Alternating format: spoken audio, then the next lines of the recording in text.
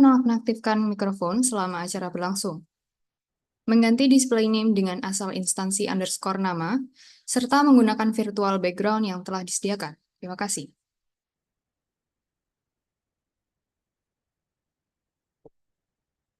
Sebelum memulai acara, izinkan saya untuk membacakan sebuah pantun. Jalan-jalan ke Banjaran, lanjut keliling kota Kediri. Selamat datang para undangan di acara webinar siang hari ini. Bismillahirrahmanirrahim. Assalamualaikum warahmatullahi wabarakatuh. Selamat siang dan salam sejahtera untuk kita semua.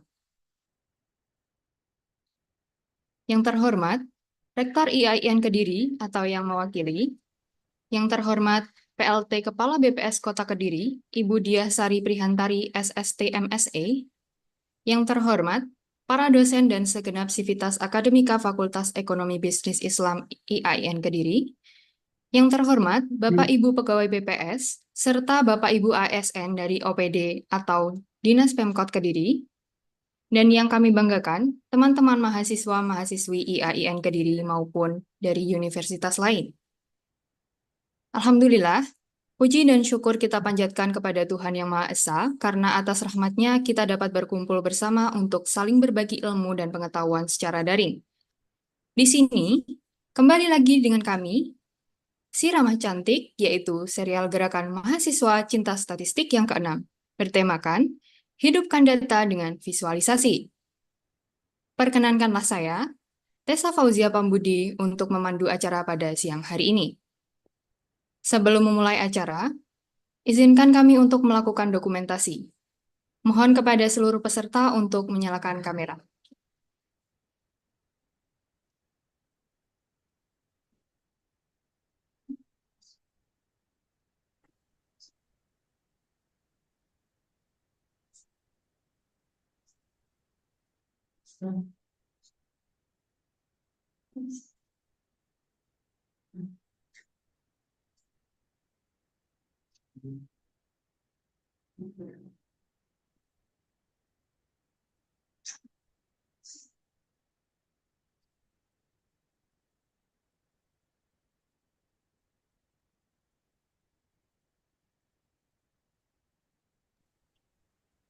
Baik, pada hitungan ketiga kami akan mengambil screenshot. 1, 2, 3.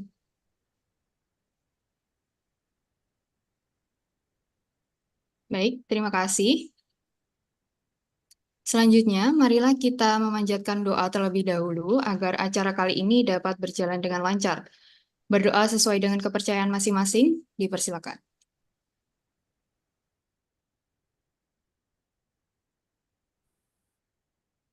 Berdoa dapat dicukupkan. Hadirin yang berbahagia, memasuki acara selanjutnya, yaitu sambutan yang akan disampaikan oleh Ibu Diah Sari Prihantari SST MSA, selaku PLT Kepala BPS Kota Kediri. Kepada Ibu Diah, kami persilakan.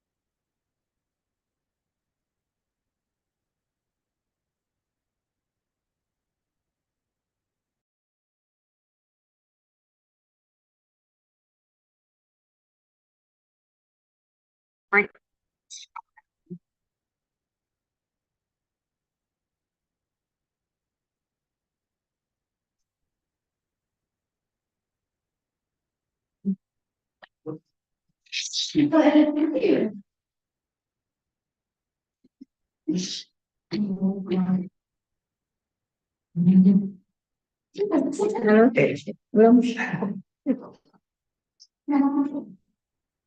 Sudah bisa terdengar? Terdengar, Ibu.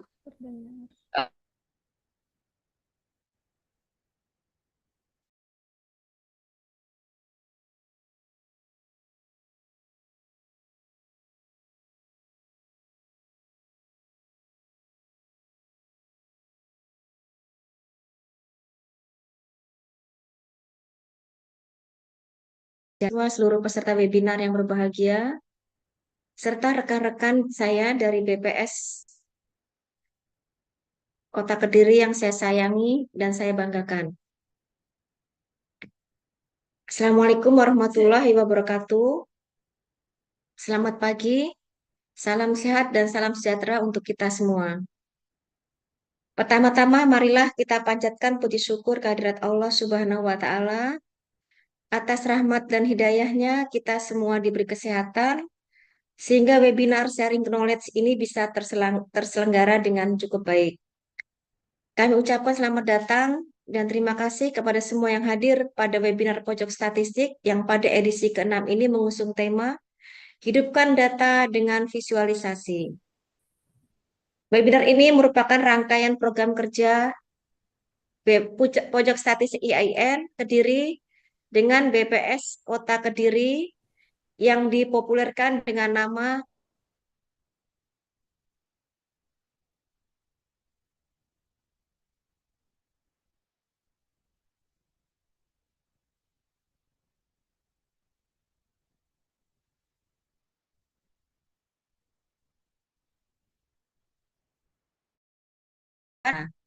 selama ini di kalangan mahasiswa, aplikasi Microsoft Excel itu sudah sangat populer ya, sudah user friendly di kalangan mahasiswa. Dengan uh, webinar ini diharapkan tampilan data dan grafiknya nanti akan bisa dijadikan sebuah cerita sehingga mudah dipahami oleh orang awam sekalipun.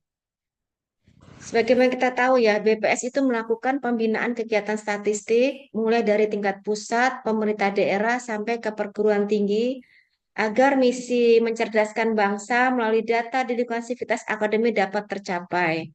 Untuk itu, program kerjasama di tahun 2024 ini semoga dapat terus ditingkatkan untuk masa yang akan datang. Pada kesempatan webinar ini, kami menghadirkan ya pemateri atau narasumber Saudara Muhammad Raihan Rizfanto ya, Mas Raihan tahun 2024, jadi masih fresh graduate ya. Namun beliau itu sudah berpengalaman dalam menyajikan data statistik. Untuk itu,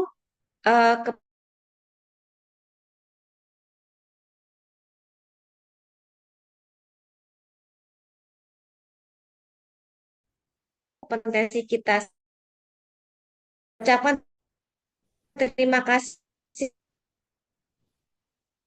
baik. Mari kita berdiskusi, mudah-mudahan memberikan manfaat dan keberkahan buat kita semua. Dengan mengucapkan Bismillahirrahmanirrahim, webinar Pojok Statistik dengan tema Hidupkan Data dengan Visualisasi, dengan ini kami buka. Saya akhiri, wabillahi taufik wal hidayah. Wassalamualaikum warahmatullahi wabarakatuh. Waalaikumsalam warahmatullahi wabarakatuh.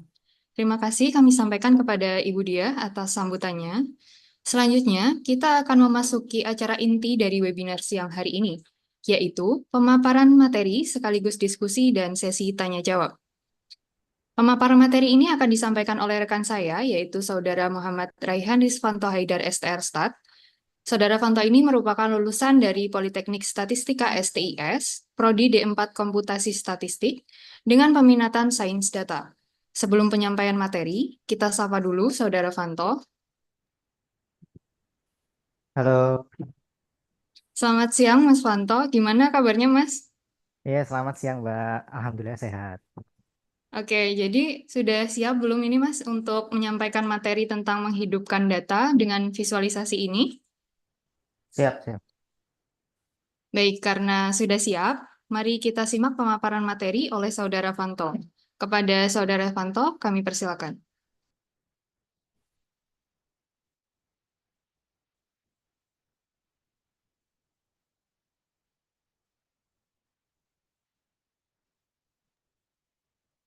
Oke, baik.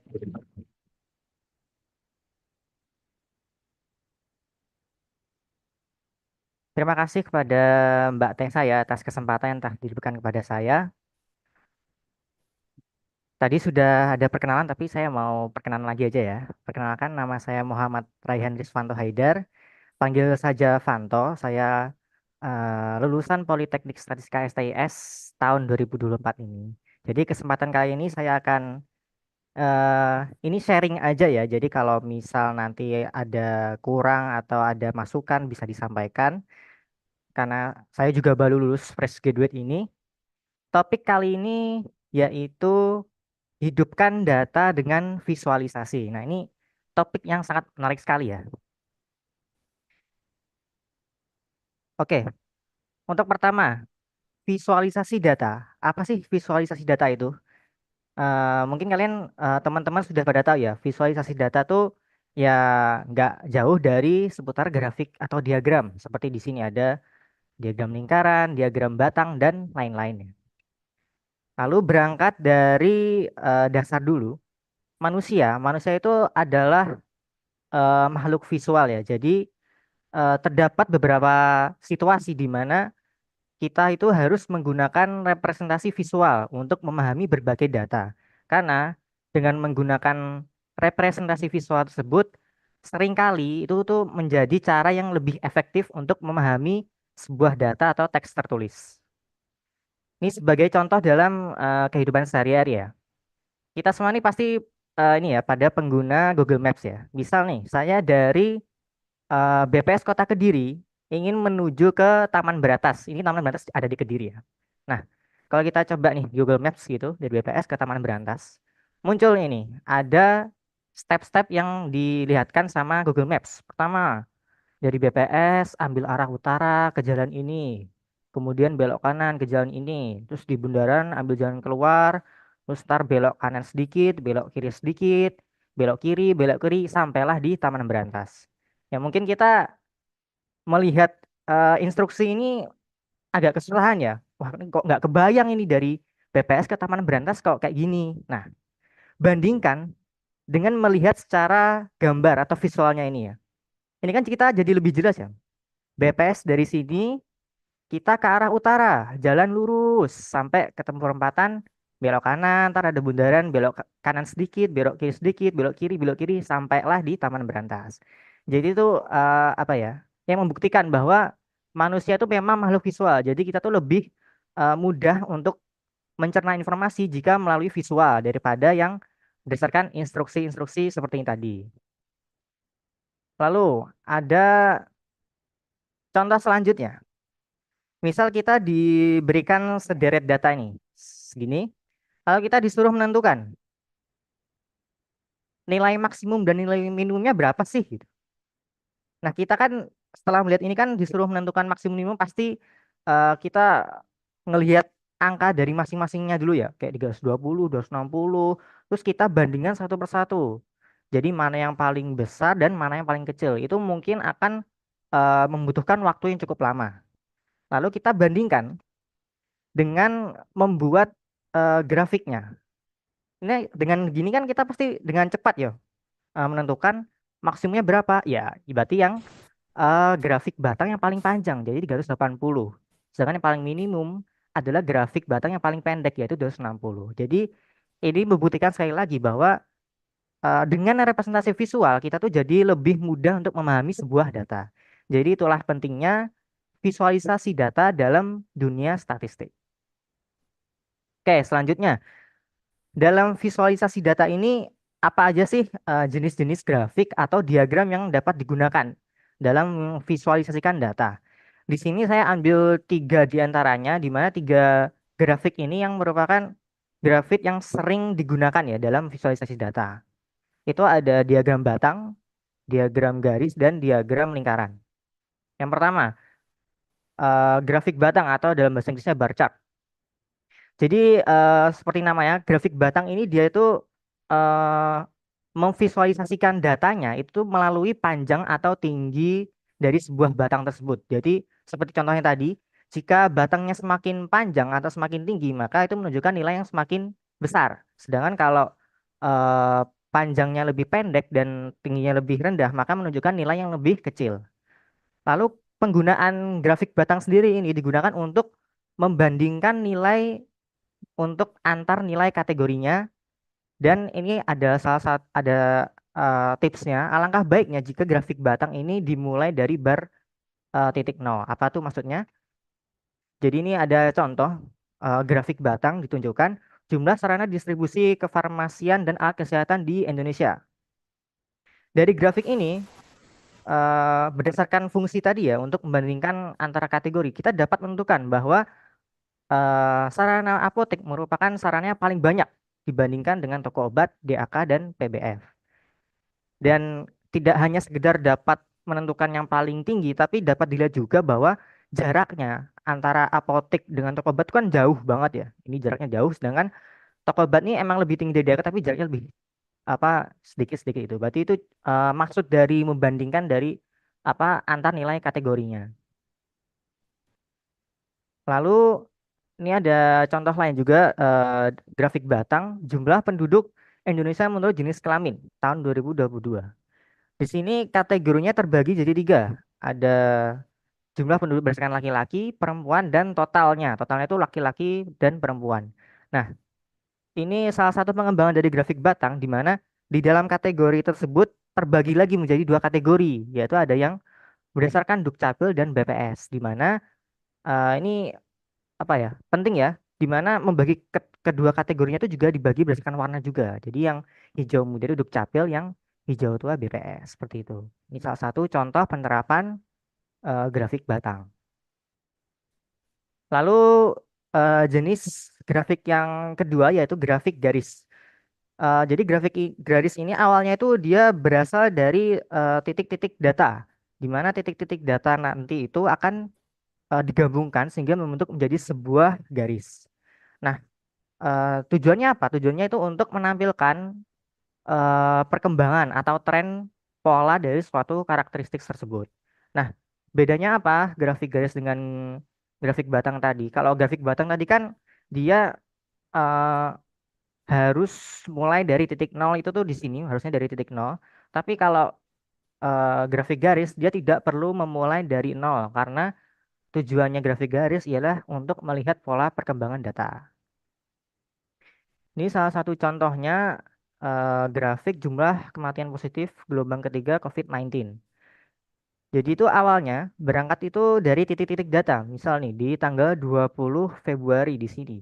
Jumlahnya misal 160, lalu di 21 Februari 170, 180 dan seterusnya. Itu kan awalnya dari titik-titik dulu ya. Nah, dari titik-titik itu tersebut lalu itu digabungkan menjadi sebuah garis sehingga akan terbentuk sebuah pola perkembangan atau suatu tren. Sehingga dapat dilihat di sini bahwa di bulan Maret itu terjadi puncak jumlah kematian COVID-19 karena menunjukkan garisnya semakin tinggi gitu. Lalu contoh selanjutnya, ini bagi teman-teman yang bermain saham pasti udah nggak asing ya sama grafik garis. Ini contohnya adalah sahamnya BRI. Nah, ini salah satu contoh bahwa kalau grafik garis itu dia tidak perlu memulai titiknya tuh dari nol. Ini contohnya dia mulainya dari 4.750, karena tujuan dari grafik garis sendiri adalah untuk memperlihatkan perkembangannya atau melihat trennya gitu. Dapat dilihat bahwa tanggal 7 Oktober mulai penurunan, terus mulai panikan dan penurunan lagi dan seterusnya. Selanjutnya ada grafik lingkaran. Grafik lingkaran ini sesuai namanya ya. Jadi dia grafiknya berbentuk lingkaran. Lalu di dalamnya itu terdapat beberapa irisan atau bagian-bagian di dalam lingkaran yang bagian-bagian itu tuh merepresentasikan suatu kategori data. Nah, eh, penggunaan grafik lingkaran ini ada memiliki kekurangan, yaitu sulit untuk membandingkan antar kategorinya. Karena kenapa? Soalnya kalau grafik batang kan dia hanya melihat dari panjang atau tingginya ya, berarti bisa melihat itu lebih besar atau lebih kecil. Nah, kalau di grafik lingkaran sendiri ini akan lebih sulit karena kita menafsirkan besarannya itu berdasarkan sudut dan luasan luasan segmennya. Ini sebagai contoh aja ya. Contoh ini ada grafik lingkaran persentase persebaran penduduk Indonesia berdasarkan pulau di Indonesia ini ya. Dapat dilihat bahwa di Pulau Jawa itu paling padat penduduk menunjukkan 56%. Nah, kalau kita lihat di sini, yang menarik, coba teman-teman bandingkan antara Kalimantan dan Bali Nusa Tenggara. Kalau kita lihat hanya secara grafik, tidak melihat angkanya ya, ini kan pasti kita sulit ya untuk menentukan. Ini itu lebih besar yang Kalimantan atau yang Bali Nusa Tenggara. Karena itu baik lagi ke tadi, karena grafik lingkaran karena grafik lingkaran ini kan dia melihat besar kecilnya kan dari besaran sudutnya atau luasan segmennya sehingga lebih sulit untuk melihat gitu. Nah, kalau berdasarkan dari angkanya memang Kalimantan itu lebih besar daripada Bali Nusa Tenggara kalau dari angka. Itu salah satu kelemahan dari grafik lingkaran. Lalu bagaimana sih yang benar grafik lingkaran itu? Jadi grafik lingkaran itu bagusnya digunakan jika kategorinya itu terbilang sedikit, 3 atau 4 gitu, dan angka yang diperlihatkan itu jauh berbeda. Contohnya seperti ini. Yang komersial kan besar banget ya, 39, terus broadcast, ada match day. Nah ini baru bagus digunakan, bagus untuk menggunakan grafik lingkaran. Seperti itu ya. Lalu ini ada beberapa contoh, eh misal diketahui ada perusahaan tiket gitu ya. Ada tiket, jumlah tiket yang diterima dan jumlah tiket yang diproses berdasarkan bulan, dari bulan ke bulan. Kalau kita lihat grafiknya menggunakan grafik batang, ini kan ya udah gitu ya, cuma ditampilin berdasarkan grafik batang, eh, yang diterima versus diproses, dan per bulannya ini kan tidak nampak, tidak menghasilkan informasi apa-apa gitu ya. Nah, karena ini dia berbentuk data yang waktu, maka bagusnya itu tuh digunakan grafik garis, karena dengan grafik garis dia akan bisa melihat perkembangannya seperti ini.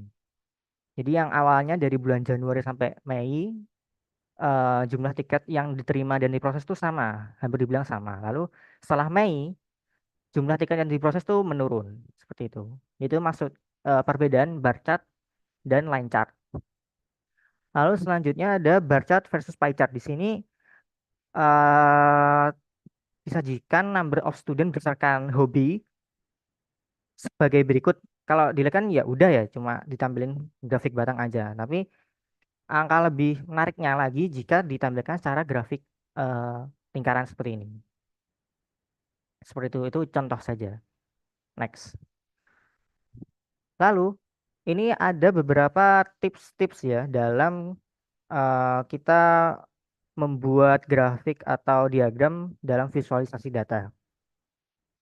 Langkah-langkahnya yang pertama, kita itu harus paham dulu konteksnya, ini kita mau membuat apa dan tujuan dan apa yang ingin disampaikan dari visualisasi ini itu apa.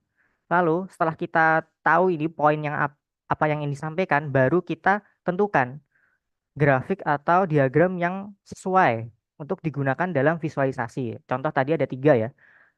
Jadi nanti dipilih dari konteks tujuan tadi yang paling bagus itu digunakan batang, garis, atau lingkaran seperti itu. Lalu yang ketiga, kita buat grafiknya dan sebisa mungkin kita buat grafik atau diagram itu sesederhana mungkin. Lalu yang keempat, kita harus fokuskan perhatian itu pada apa yang ingin disampaikan. Jadi nggak serta-merta dari data yang ada terus kita bikin diagram udah gitu disajikan aja, tapi kita harus buat apa sih poin yang disampaikan sehingga hal itu tuh yang bikin perhatian, menarik perhatian audiens seperti itu. Lalu yang terakhir tuh dibuat sebuah cerita yang tadi, jadi data itu nggak cuma disajikan tapi dijadikan hidup sehingga dapat diambil manfaatnya seperti itu. Lalu ini ada beberapa tips ya dalam membuat visualisasi data, yaitu yang sudah saya sebutkan tadi, yaitu sebisa mungkin sederhanakan diagram karena simplicity is the best. Sebagai contoh nih ada grafik batang. Kalau kita lihat ini eh, ada banyak garis-garis yang mubazir ya, kayak garis seret-seret tegak-tegak gini, terus kecil-kecil gini. Ini kalau dilihat tuh sebenarnya dari garis itu tuh tidak memberi manfaat apa-apa gitu. Nah, alangkah bagusnya apa? Kita buat sederhana menjadi seperti ini. Jadi kita melihat itu lebih enak dan jelas gitu apa yang ingin disampaikan seperti itu. Lalu tips selanjutnya ialah sebisa mungkin kita tidak menggunakan grafik yang berbentuk 3D. Contoh seperti pada gambar ini. Karena dengan menggunakan grafik 3D itu jadi membuat bingung audiens. Seperti contohnya ini ya. Ini kalau kita tarik garis lurus, seret, ini tuh bingung gitu. Tiba-tiba di sini belok ke kiri, ke bawah. Aduh, kepencet.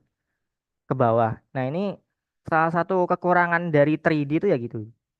Jadi alangkah bagusnya apa? Kita buat itu yang flat, yang 2D gini aja. Jadi lebih mudah untuk dipahami audiens. Selain karena untuk yang awal tadi bahwa kita buat sesederhana mungkin agar tidak mubazir gitu apa yang ditampilkan. Lalu tips selanjutnya ialah intuisikan angka dengan warna.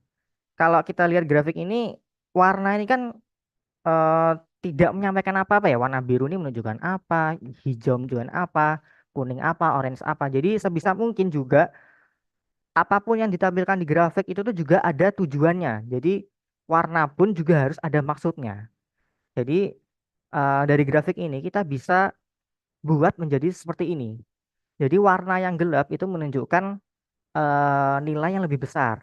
Nanti semakin warnanya mengarah muda semakin kecil. 33% ini coklat tua, semakin terang, terang, terang dan paling kecil yang paling terang seperti itu.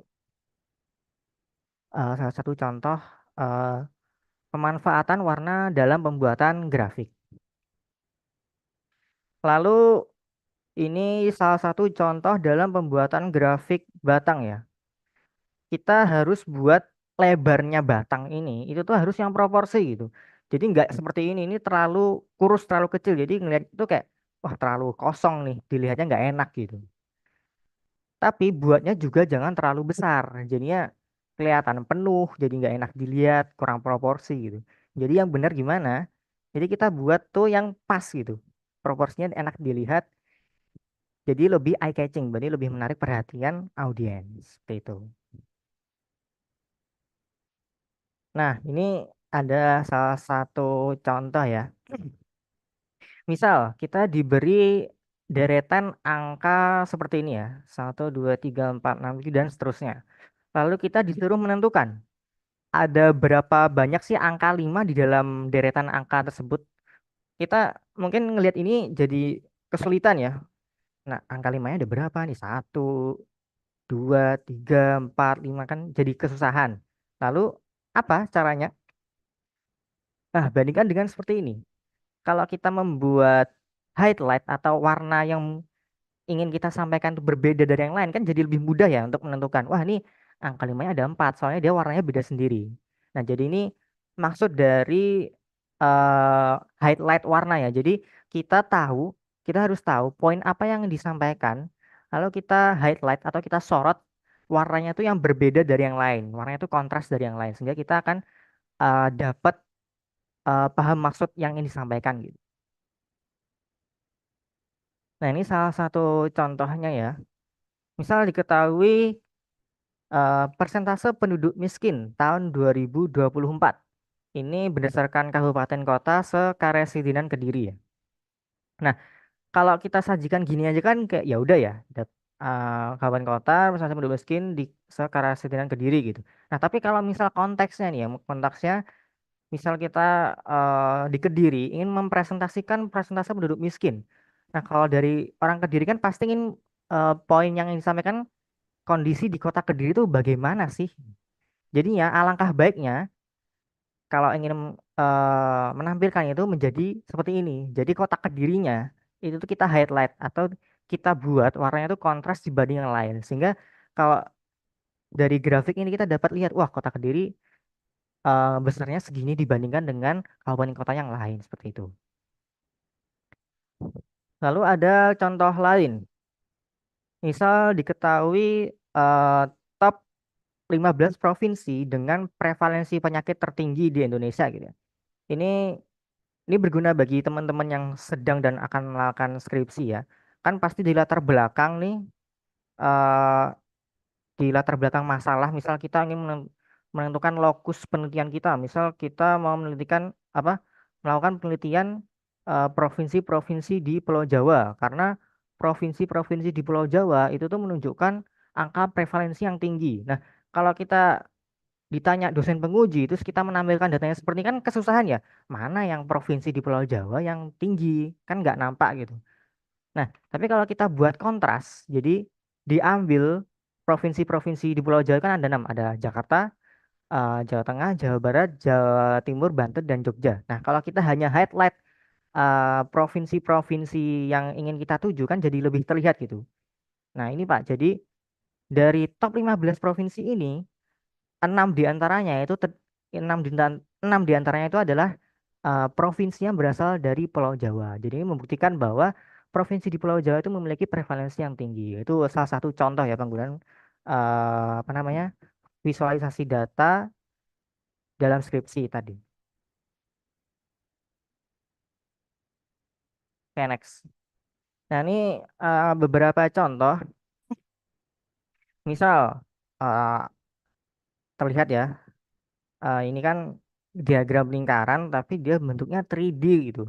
Terus udah 3D, di dalamnya masing-masing bagian itu ditambahin gambar dari masing-masing kategorinya itu.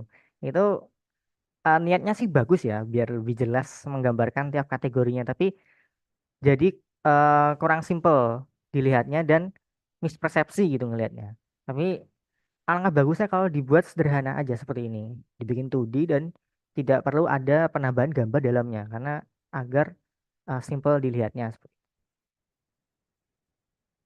Contoh lain lagi, ini kan diketahui berdasarkan dibagi menjadi 3 kategori ya. Yang warna kuning itu kurang dari 2%, yang warna hijau 2 sampai 3%, dan yang warna ungu lebih dari 3%. Tapi dia urutannya itu apa, random gitu, nggak ngurut. Jadi kita ngelihatnya juga susah ya ini. Kalau dari ini saja apa yang bisa kita dapatkan gitu. Jadi bagusnya itu dibikin sekalian di short gitu, di short dari yang paling besar ke paling kecil.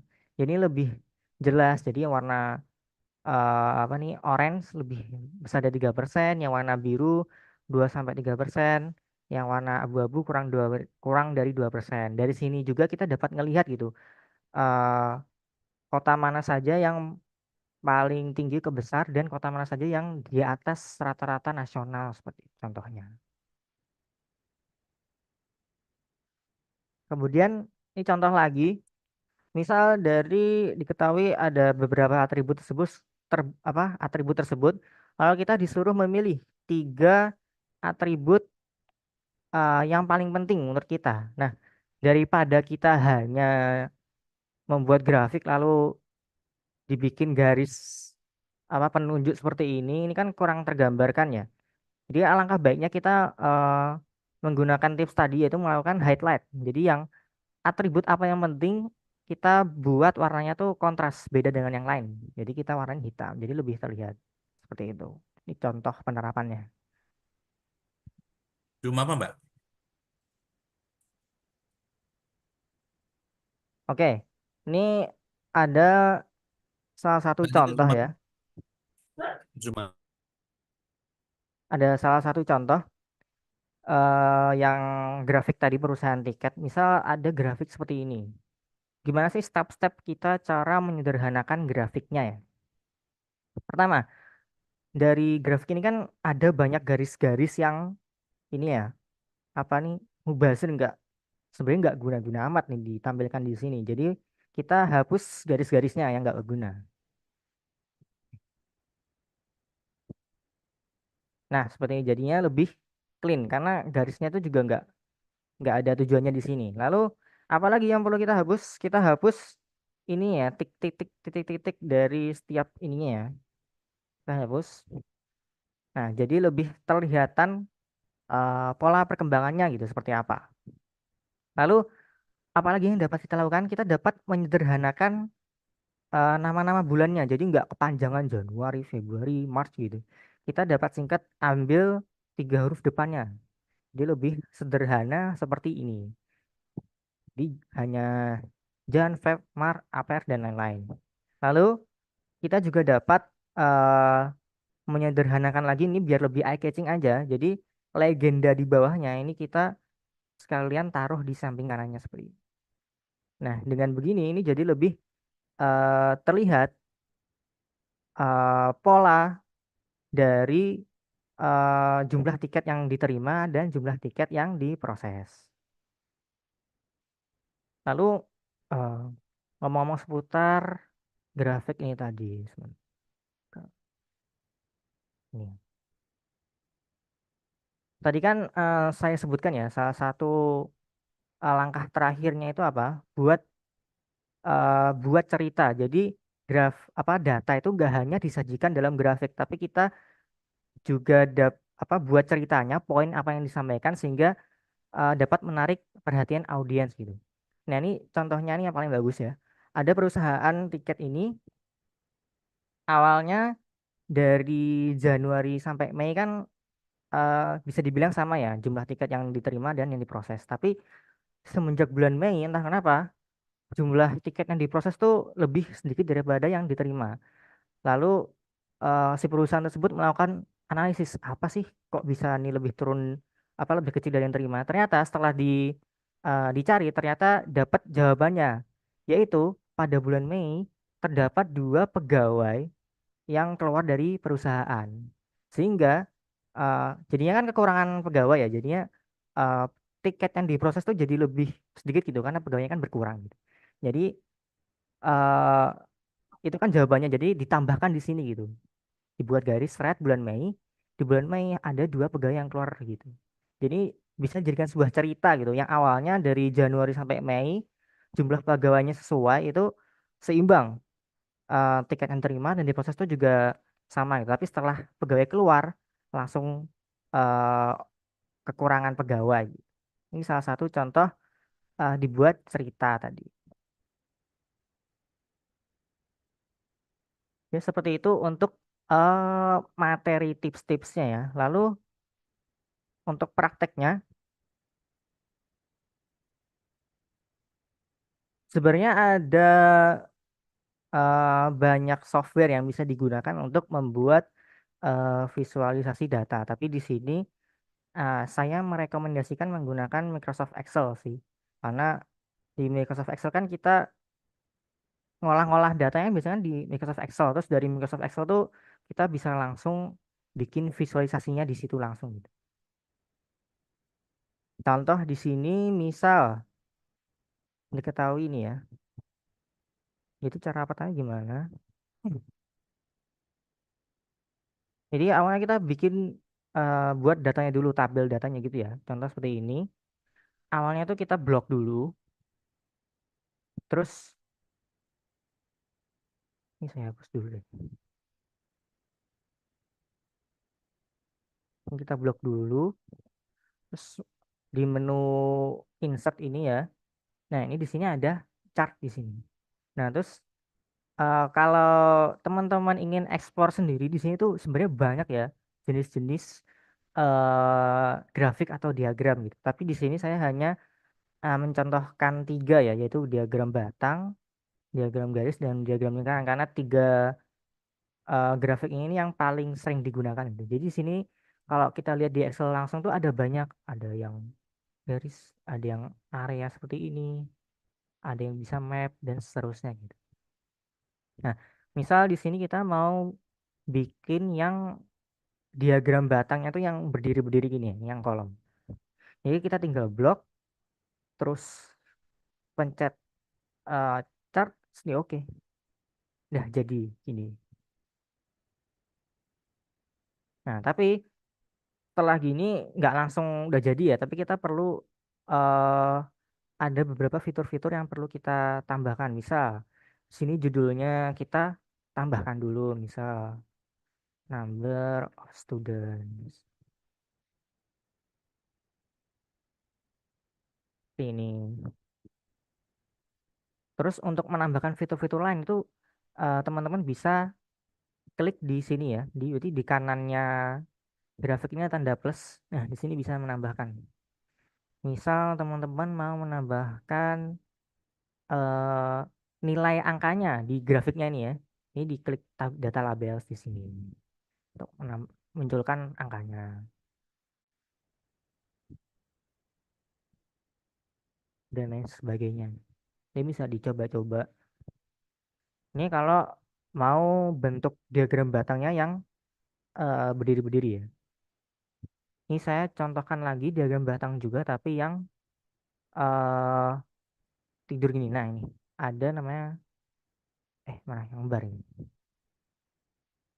Nah, ini contoh yang grafiknya posisinya apa ini?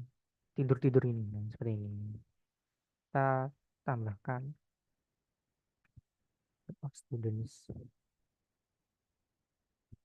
Ya, seperti ini contohnya. Terus oh ya ini kalau udah. Nah, ini bikin contoh diagram batang yang di dalam kategorinya itu terbagi jadi kategori lagi. Nah, ini tabelnya seperti ini. Jadi ada jumlah penduduk laki-laki, perempuan, dan total terus dibagi jadi dua. Ada yang dukcapil dan ada yang BPS. Nah, ini kita tinggal blok saja. Di insert, make chart. Nah, ini. Nah, jadi terus tinggal tambahkan judulnya apa gitu. Jumlah penduduk. Seperti itu. Nah, terus misal teman-teman di sini mau ganti warnanya gitu ya. Tinggal di klik saja di batangnya ini di di format terus ini shape fill-nya diganti yang di warna hijau. Ya ini bisa dikreasikan masing-masing lah untuk warna-warnanya. Tapi yang tetap diingat tadi ya bahwa eh, kita buat grafik itu sederhana mungkin karena simplicity is the best. Jadi nggak usah ada tambahan banyak garis-garis gitu. Jadi apa sih? Ya, aku fenomenanya ra nemu Mbak. Ya Allah. Podo iki golek wiwitan. Oke, selanjutnya nih contoh membuat line chart atau grafik garis. Ini diketahui ada Januari sampai Desember, jumlah tiket yang diterima, jumlah tiket yang diproses. Di blok ini ya datanya, di insert, di chart. Nah, ini sini.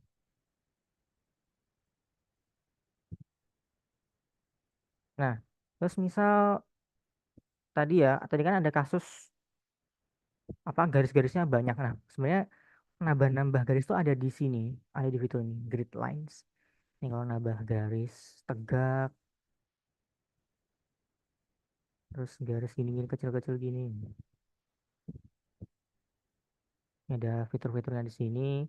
Terus misal mau menambahkan, nah angka di sini di tanda label.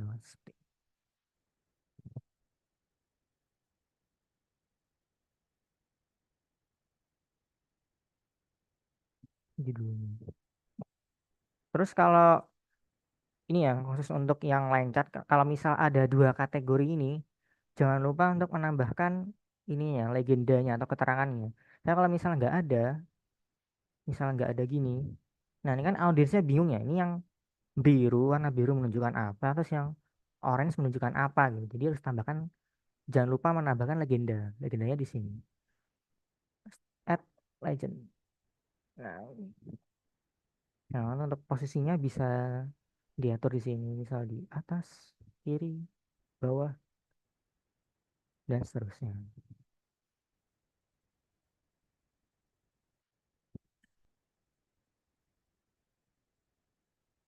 Kemudian contoh yang terakhir membuat Diagram lingkaran sama, di blok dulu datanya. Kita insert. Cut. Ya, jadi. Nah, ini kan masih kosongan ya angka di dalam apa grafiknya ini. Ini kalau mau menambahkan tuh di sini sama di data labels kita pilih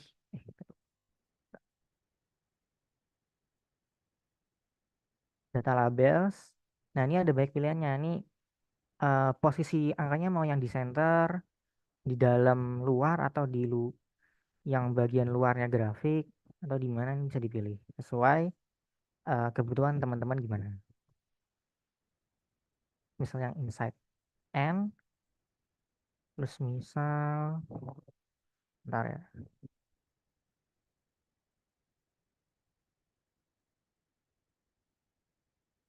Format data label. Nah, di sini misal kita nggak mau menampilkan legendanya di sini, mau nampil legendanya langsung di dalamnya situ, gitu. Itu bisa di sini. Terus, nah series name-nya di sini ini dihapus. Nah, bisa seperti ini.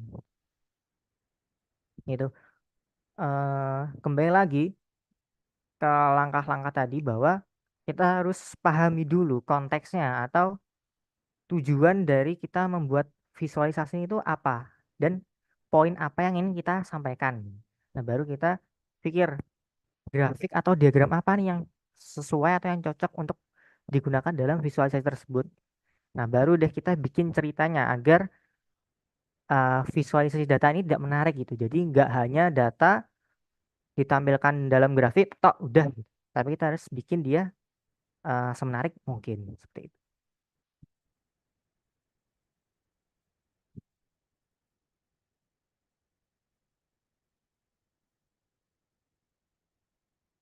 Ya, sepertinya saya rasa sekian pada Mbak Tessa.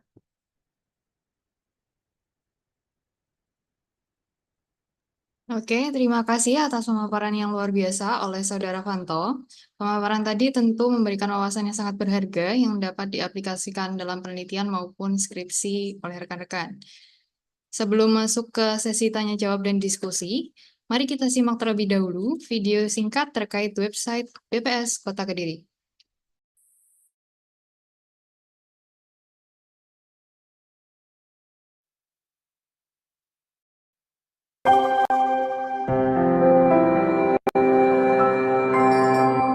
Halo Sobat Data, ini dia cara mengakses data di website BPS Kota Kediri. Pertama masuk ke website Badan Pusat Statistik Kota Kediri. Ini dia tampilan awal website. Apa saja yang bisa Sobat Data cari di website BPS Kota Kediri? Pertama, kalian bisa mencari berita mengenai statistik. Lalu pencet lihat semua. Kalian pilih tahun dan kata kunci yang ingin kalian cari. Lalu klik tampilkan. Bisa kalian lihat semua informasi statistik di sini. Lalu yang kedua, ada tabel statistik. Dan klik lihat semua tabel. Lalu, pilih judul tabel yang kalian cari.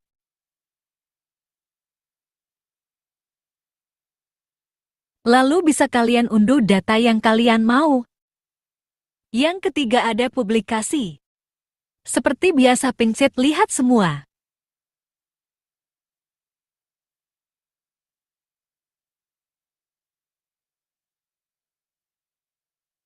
Lalu klik tampilkan.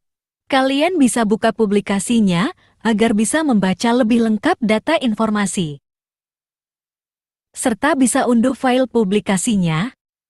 Nah, yang keempat, ada infografis. Kalian bisa melihat semua data dengan infografis yang menarik di sini. Kembali ke tampilan awal, kalian juga bisa cari data statistik dengan mudah di kolom pencarian. Salah satunya mencari data inflasi. Di sini lengkap semua data inflasi dari tahun ke tahun. Selesai, mudah bukan? Jika Sobat Data belum mendapatkan data yang dicari, Sobat Data bisa menghubungi kami atau datang ke kantor BPS Kota Kediri.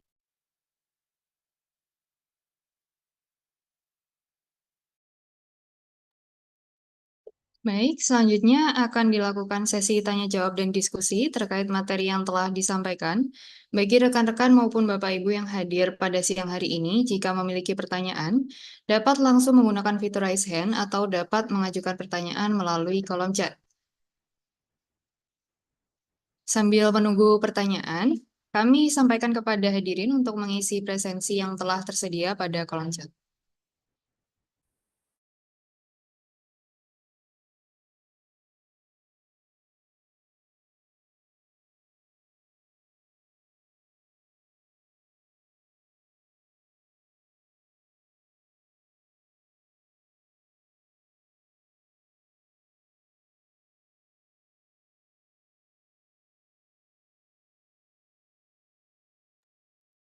Baik, sambil menunggu rekan-rekan maupun Bapak Ibu yang ingin menyampaikan pertanyaan secara langsung melalui fitur raise hand, saya akan bacakan terlebih dahulu pertanyaan melalui kolom chat.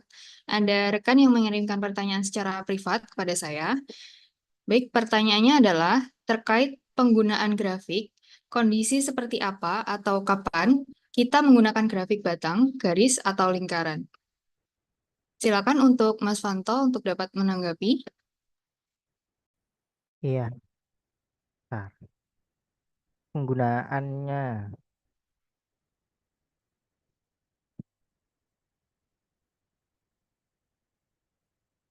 Nih ya.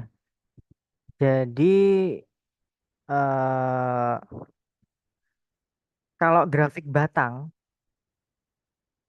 itu tuh digunakan kalau kita ingin membandingkan antar kategori gitu. Kalau contohnya tadi ya, kita ingin membandingkan jumlah sarana, toko obat, dan lain-lain ini kan ingin membandingkan berapa jumlah yang paling banyak itu lebih bagusnya menggunakan grafik batang gitu. Nah, tapi kalau kita membandingkannya itu yang berupa kategorinya itu waktu, kalau berupa kategori waktu itu bagusnya kita menggunakan grafik garis gitu. Itu ya yang pertama yang membedakan antara grafik batang dengan grafik garis. Jadi kalau grafik batang itu hanya kategori ya misal kayak apa sarana, jenis kelamin dan lain-lain. Nah, kalau yang berbentuk urutan waktu itu bagusnya menggunakan grafik garis karena dengan grafik garis kita dapat melihat perkembangan atau trennya. Nah, kalau untuk eh, grafik lingkaran sendiri ini tuh sebenarnya mirip sama kayak grafik batang, cuma di grafik lingkaran ini ada kekurangan yang tadi. Kalau kita lebih sulit untuk membandingkan kategorinya karena kan dia kita membandingkannya ngelihat dari sudut dan luasannya gitu kan. Nah, kalau nilainya mirip-mirip seperti ini kan jadi lebih susah gitu. Tapi jadi grafik lingkaran ini bagusnya digunakan kalau misal kategorinya itu jumlahnya sedikit gitu. Misal 3, 4, terus nilai-nilai yang disajikan tuh apa jaraknya tuh besar-besar seperti ini jadi lebih menarik seperti itu.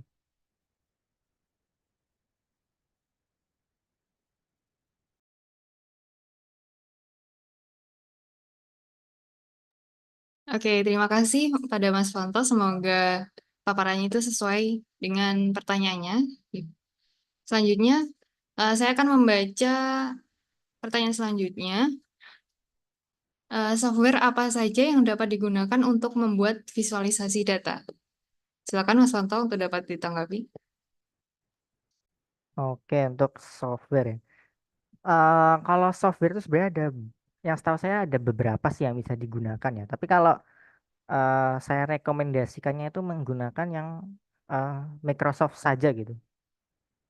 Apa khususnya di Microsoft Excel gitu. Saya kalau misal kita mau bikin contohnya kita misal mau bikin skripsi gitu. Terus di skripsi itu kita mau menambahkan grafik gitu. Nah, itu kita bikin dulu aja di Excel gitu. Ntar kita tinggal kopas grafiknya ke Word gitu bisa. Saya kan sama-sama Microsoft gitu. Nah, kalau software lain itu tuh ada juga misal teman-teman mau bikin infografis gitu ya. Di infografis kan pasti butuh ada beberapa apa namanya grafik yang perlu ditambahkan. Nah, itu bisa pakai Canva. Saya kan di Canva sekarang kan sudah ada fitur buat bikin grafiknya gitu kan. Itu sih software yang bisa digunakan. Ya, sekian, Mbak. Baik, terima kasih untuk Mas Fanto atas penjelasan yang telah diberikan. Apakah masih ada dari hadirin yang ingin bertanya?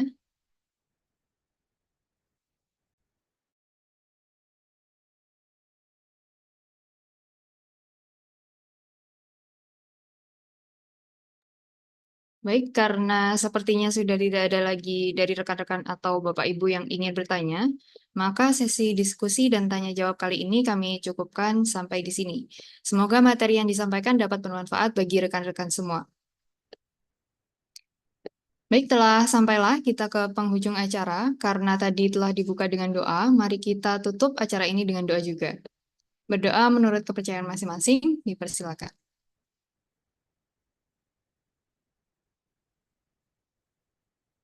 Berdoa dapat dicukupkan. Kami ucapkan terima kasih atas kehadiran dan partisipasi rekan-rekan serta Bapak Ibu. Atas nama seluruh panitia penyelenggara, kami memohon maaf bila terdapat kata maupun tindakan yang kurang berkenan, baik yang disengaja maupun tidak disengaja. Sebelum menutup acara ini, izinkan saya untuk memberikan pantun sekali lagi. 2-3 buah stroberi dicampur gula, enak sekali. Cukup sekian siraman cantik kali ini. Semoga kita bertemu lagi di lain hari. Terima kasih. Wabillahi taufiq walhidayah. Wassalamualaikum warahmatullahi wabarakatuh. Assalamualaikum warahmatullahi wabarakatuh. Terima kasih Mas Wanto, Mbak Teza. Sama-sama Pak. Monggo.